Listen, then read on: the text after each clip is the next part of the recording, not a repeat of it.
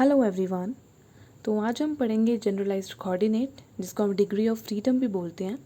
Classical mechanics का हमारा basic topic है ये और इम्पॉर्टेंट वन है। इससे पहले हमने कॉन्स्ट्रेंट्स ऑफ मोशन पढ़ा है। मैंने जनरलाइज्ड कोऑर्डिनेट को पढ़ाने से पहले कॉन्स्ट्रेंट्स ऑफ मोशन पर वीडियो बनाया है। उसमें मैंने आपको टाइप्स ऑफ कॉन्स्ट्रेंट्स भी समझाए हैं। तो आप जिन लोगों ने कॉन्स्ट्रेंट्स ऑफ मोशन नहीं समझा है अभी तक, उसको ज़रूर से वीडियो को जाकर देख लीजिएगा, क्योंकि जनरलाइज्ड कोऑर्डिनेट में हमने कॉन्स्ट्रेंट्स को ही आगे कंटिन्यू करना है। तो हम बेसिकली कॉन्स्ट्रेंट्स को क्यों अप्लाई करते हैं, ताकि जो हम सिस्टम को हमें सिस्टम जिस सिस्टम को हमें डिस्क्राइब करना है उसके लिए जो भी नंबर ऑफ़ कोऑर्डिनेट्स चाहिए वो मिनिमाइज़ हो सकें।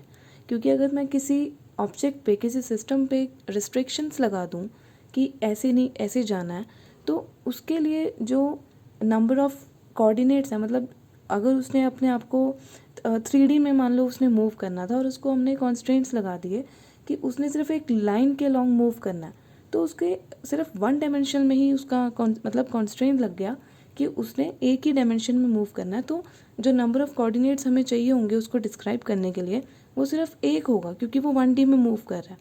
ठीक है, तो मतलब जितने कॉन्स्ट्रेंट्स लग गए, उस कॉन्स्ट्रेंट को हटाने के बाद जितने टोटल कोऑर्डिनेट्स थे, उसमें से वो कॉन्स्ट्रेंट हटाने के बाद जो कोऑर्डिनेट बचते हैं उसको हम बोलते हैं जनरलाइज्ड कोऑर्डिनेट। फॉर एग्जांपल, अब हम ये पेंडुलम की बात करते हैं। पेंडुलम में क्या है, ये मास है, ठीक है, बॉब पेंडुलम है। उसकी जो लेंथ है वो कांस्टेंट है कि आर ही रहनी है। जब हम इसको जब ये ट्रैवल करेगा, मतलब जब ये मोशन करेगा, तो इसकी जो आर रहेगी वो सेम रहेगी।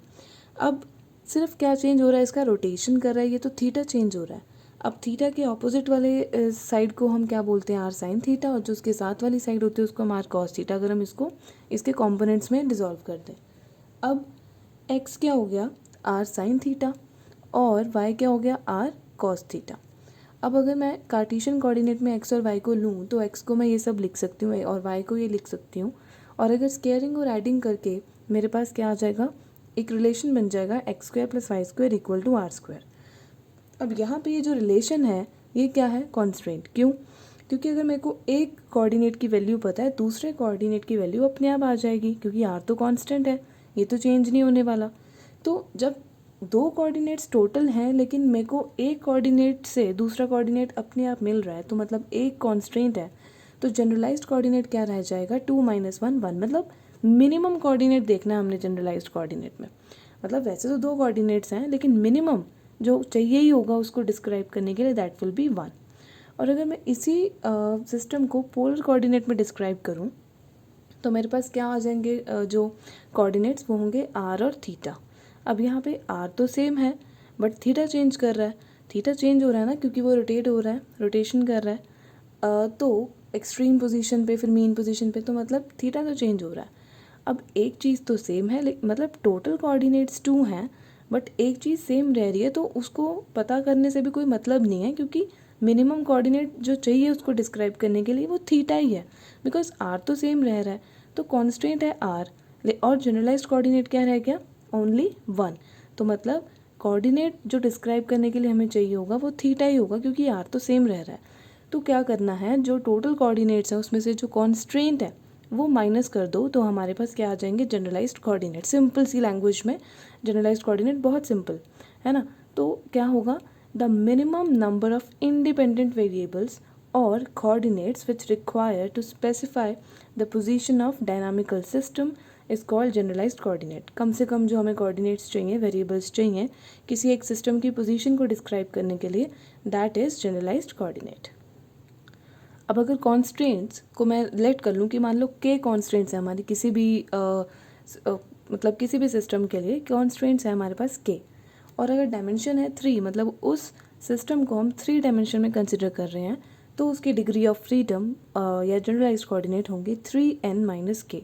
मतलब टोटल कोऑर्डिनेट्स में से हमने के कॉन्स्ट्रेंट्स माइनस करने होते हैं, तो 3 डायमेंशन है तो 3 × n मतलब नंबर ऑफ पार्टिकल्स। और अगर वही डी डायमेंशनल स्पेस है, मतलब हमें नहीं पता कि कौन से डायमेंशन है, तो उसके लिए जनरली हम लिखते हैं dn - k, where d is dimension, n is number of particles, k constraints, और f आ जाएगा हमारे पास डिग्री ऑफ फ्रीडम। और 1 डायमेंशन है, अगर ये टेबल बना के दिए कि अगर 1 डायमेंशन है, 2 डायमेंशन है, तो हमारे पास डिग्रीज ऑफ फ्रीडम क्या होंगे। अगर 1 डायमेंशन है तो D1 पुट कर देंगे, 2 है तो यहाँ पे 2 पुट कर देंगे एंड सो ऑन। अब 2 डायमेंशन अगर है तो उसको हम क्या मतलब हमें क्या मेंशन होगा 2 डायमेंशन के लिए, प्लेन है ना, एज वी ऑल नो। और 3 डायमेंशन के लिए क्या मेंशन होगा, स्पेस। 4 डायमेंशन में मिन्कॉस्की स्पेस जिसमें 4 कोऑर्डिनेट्स होते हैं available, x y z and T.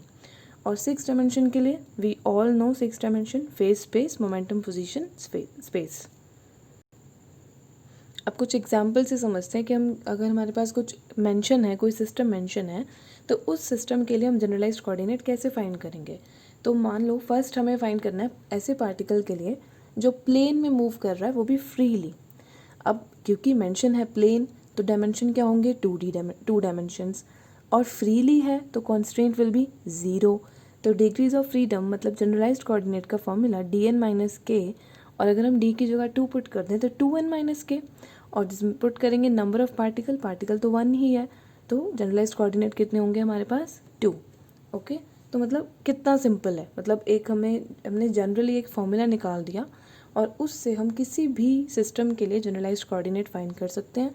Otherwise generalised coordinate आप मतलब कैसे समझेंगे हम कि कॉन्स्ट्रेंट्स हटाने हैं बस, तो कॉन्स्ट्रेंट्स हटा के टोटल कोऑर्डिनेट्स में से जो बचते हैं minimum coordinates that are generalized coordinates. अब next example, 5 particles moving freely in space. अब स्पेस है तो 3 dimension, 5 particles, total number of particles 5, freely के इक्वल टू 0, कॉन्स्ट्रेंट कोई नहीं लग रहा, फ्रीली मूव कर रहे हैं, तो जनरलाइज्ड कोऑर्डिनेट क्या होगा, 3 into 5 minus 0 that is 15। Next, 2 dumbbells moving freely in a plane. अब 2 डम्बल्स हैं, है ना, तो और फ्रीली मूव कर रहे हैं, मतलब आपस में इन दोनों डम्बल्स का कोई रिलेशन नहीं है। और टोटल पार्टिकल्स कितने हो जाएंगे, एक डम्बल में 2 पार्टिकल्स, तो 2 डम्बल्स हैं तो 4 पार्टिकल्स, तो एन आ गया 4। नाउ प्लेन है तो 2D। अब डायमेंशन पता लग गई, D आ गया 2, N आ गया 4।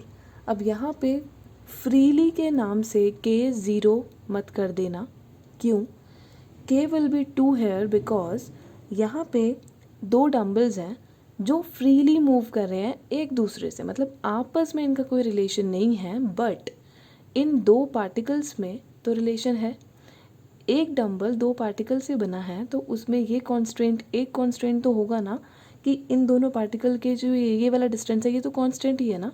एक डंबल के में 2 पार्टिकल्स जो 2 पार्टिकल्स एक डंबल बना रहे हैं उनके बीच का डिस्टेंस तो कांस्टेंट रहने वाला है, तो एक डंबल के लिए 1 कंस्ट्रेंट, सिमिलरली दूसरे डंबल के लिए 1 कंस्ट्रेंट, तो टोटल कंस्ट्रेंट्स विल बी 2। और जब हम पुट करेंगे तो हमारे पास जनरलाइज्ड कोऑर्डिनेट आएंगे 6।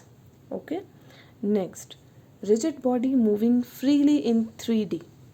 अब रिजिड बॉडी फ्रीली है, मूव कर रही है और 3 डायमेंशंस में है। अब यहाँ पे नंबर ऑफ पार्टिकल्स का कुछ मेंशन नहीं है, तो रिजिड बॉडी जब मेंशन है और कोई नंबर ऑफ पार्टिकल्स नहीं दिए हुए, तो मिनिमम जो पार्टिकल्स हमें चाहिए होते हैं रिजिड बॉडी बनाने के लिए दैट आर 3। तो 3 पार्टिकल्स बनाए, उसको ज्वाइन कर दे तो ये रिजिड बॉडी बन गई। अब रिजिड बॉडी आपको पता है सब लोगों को कि रिजिड बॉडी में जो पार्टिकल्स होते हैं उनके बीच का डिस्टेंस चेंज नहीं होता। तो 3 पार्टिकल्स हैं तो एक कंस्ट्रेंट, क्योंकि इन दोनों पार्टिकल्स के बीच का डिस्टेंस चेंज नहीं होने वाला। सिमिलरली 2 कंस्ट्रेंट, सिमिलरली 3, तो टोटल कंस्ट्रेंट्स यहाँ पे आ जाएंगे 3, और n है हमारे पास नंबर ऑफ पार्टिकल्स 3। आप नंबर ऑफ पार्टिकल्स 4 ले लीजिए, वहाँ पे 4 कंस्ट्रेंट्स आएंगे तो मतलब answer will be same. Okay, तो यहाँ पे क्या हो जाएगा, dn माइनस के, अब डायमेंशन हम 3D ले रहे हैं तो 3 पार्टिकल्स हमने लिए, और यहाँ पे क्या आ जाएगा, टोटल डिग्री ऑफ फ्रीडम 6। तो इस तरीके से आपको कोई भी सिस्टम अगर गिवन है तो हम क्या निकाल सकते हैं, उसका जनरलाइज्ड कोऑर्डिनेट। अब लास्टली मैंने एक इम्पॉर्टेंट सिस्टम लिया है दैट इज़ एटवुड मशीन। ये काफ़ी क्वेश्चन इंपॉर्टेंट है, मतलब इससे लैग्रैंजियन निकालने के लिए इसमें काफ़ी क्वेश्चन आते हैं। अब लेकिन पहले हम इसमें ये समझेंगे कि इसको जनरलाइज्ड कोऑर्डिनेट कैसे इसके लिए हमने फाइंड करना है। अब एटवुड मशीन में एक पुली है और 2 मासेस इसमें हैंगिंग है। अब यहाँ पे क्या है कि वर्टिकल डिस्टेंस ही ट्रैवल हो रहा है, जब मतलब ये हम इसको इस वाले मास को खींचेंगे तो ये ऊपर जाएगा और इसको खींचेंगे तो ये, तो मतलब वर्टिकल डिस्टेंस है, यहाँ पे कोई एक्स डायमेंशन नहीं है, कोई जेड मतलब कुछ नहीं चेंज हो रहा, सिर्फ वर्टिकल ही है। तो मतलब हमें पता लग रहा है कि ये 1 डायमेंशन में ही मूव कर रहा है। तो मैंने क्या मतलब कुछ गिवन नहीं है तो मैंने एक बार को 1 डायमेंशन ले लिया, और यहाँ पे कॉन्स्ट्रेंट क्या होगा, क्यों, कॉन्स्ट्रेंट क्या होगा, क्योंकि यहाँ से लेके यहाँ तक लेंथ चेंज नहीं हो रही, हमें गिवन है कि स्ट्रिंग की लेंथ L है, तो मतलब ये कोऑर्डिनेट प्लस ये कोऑर्डिनेट टोटल क्या हो जाएगा L। तो अब एक कोऑर्डिनेट ही पता होना चाहिए ना, दूसरे की ज़रूरत नहीं है। तो कॉन्स्टेंट क्या हो गया, एक रिलेशन मिल गया हमें, तो कॉन्स्टेंट मिल गया हमें एक 1। और जब हम पुट करेंगे इसमें 2 पार्टिकल्स हैं और डायमेंशन 1 लिया है तो 1। बट अगर हम 2 डायमेंशन लेना चाहें तो कंसिडर करके देखते हैं कि अगर 2 डायमेंशन लिया है तब क्या होगा। अब अगर 2 डायमेंशन लिया है तो मैं y के साथ x भी कंसिडर करूँगी, है ना, लेकिन x तो चेंज नहीं हो रहा, तब भी हमें दिख रहा है ना कि सिर्फ चेंज तो वर्टिकली हो रहा है। तो x1 और x2 क्या होंगे 0 और y1 प्लस y2 L हो जाएगा। तो यहाँ पे टोटल कॉन्स्टेंट्स कितने हो गए 3, क्योंकि x1 equal to 0, x2 equal to 0 और साथ में तीसरा रिलेशन, तो हमारे पास 3 कॉन्स्टेंट्स हो गए। तो f is d n minus k तब भी 1 आ गया। सिमिलरली अगर 3 डायमेंशन कंसिडर करें तो साथ में हम यहाँ z1 इक्वल टू 0 और z2 इक्वल टू 0 लेंगे, क्योंकि z डायमेंशन में भी चेंज तो हो नहीं रहा, तो ये 0 है सब कुछ, सिर्फ यही y1 plus y2 equal to L एक ही रिलेशन है हमें, है ना, ये सब है ही नहीं, ना x1 है ना x2 है ना z1 है ना z2 है। तो टोटल कॉन्स्टेंट्स यहाँ पे क्या आ गए 5 और f क्या आ गया 3 इंटू 2 माइनस 5 दैट इज़ 1। तो मतलब डायमेंशंस नहीं मेंशन है, आप अपनी तरफ से कोई भी डायमेंशन लेके उस अकॉर्डिंगली आप जनरलाइज्ड कोऑर्डिनेट किसी भी सिस्टम के लिए निकाल सकते हैं, that will be always same. As we can see 1 dimension में भी 1 आया, 2 डायमेंशन में भी और 3 डायमेंशन में भी। तो मतलब जनरली एटवुड मशीन में जनरलाइज्ड कोऑर्डिनेट हमें 1 ही चाहिए, जो सा मर्जी डायमेंशन में हम कंसिडर कर सकते हैं। तो आई होप कि आपको जनरलाइज्ड कोऑर्डिनेट का बेसिक समझ आया हो। यही जनरलाइज्ड कोऑर्डिनेट है, इसके बाद हम लैग्रांजियन बड़े आराम से फाइंड कर सकते हैं। तो थैंक यू।